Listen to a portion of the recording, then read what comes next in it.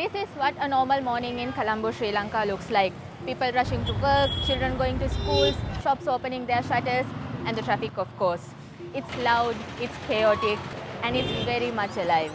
But yesterday things looked very different. Yesterday's Wednesday was not just another weekday for this country. Yesterday's Wednesday was Sri Lanka's very first no work Wednesday.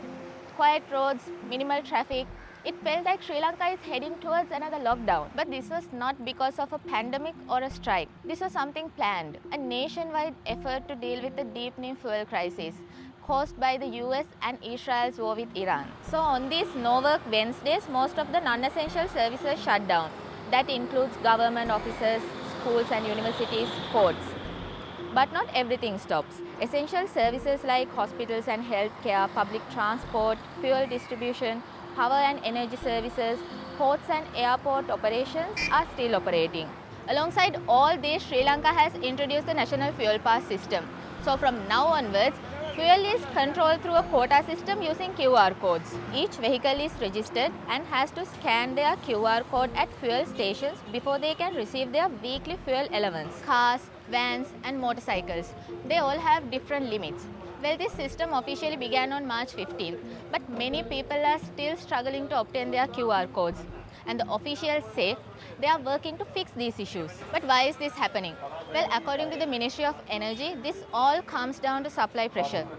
Sri Lanka depends heavily on imported fuel, and right now, the global supply routes are under strain. One key factor is the Strait of Hormuz, a critical global oil route where around 20% of world's oil passes through. Any disruption there immediately affects countries like Sri Lanka. On top of that, an ongoing economic crisis, debt pressures, and rising global fuel prices have created a situation where fuel needs to be tightly managed. Officials say these measures are temporary but necessary, designed to stretch limited reserves, part of a broader effort to stabilize the economy. There's no fixed date yet. It all depends on how quickly fuel supplies stabilize. Right now, the mood of people here in Sri Lanka is mixed. Some people support this move because they see it as a necessary sacrifice. And some people are worried about their income loss, daily disruptions, and how long this will last. And at the same time, some people are questioning why does Sri Lanka need an additional public holiday at all, especially since the country already has one of the highest number of public holidays compared to some other countries in the world. The bigger question is, does adding another holiday actually benefit the workforce in a meaningful way? Sri Lanka is not alone in this.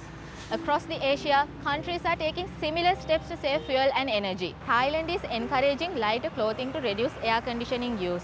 Myanmar has introduced alternate day driving based on license plates. Bangladesh is implementing blackouts and adjusting holiday schedules. The Philippines is limiting government travel and offering financial support to affected workers.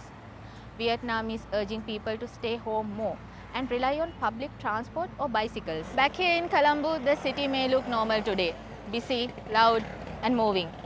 And yesterday showed us a very different reality. A reminder of how fragile energy systems can be and how quickly daily life can change when fuel runs short.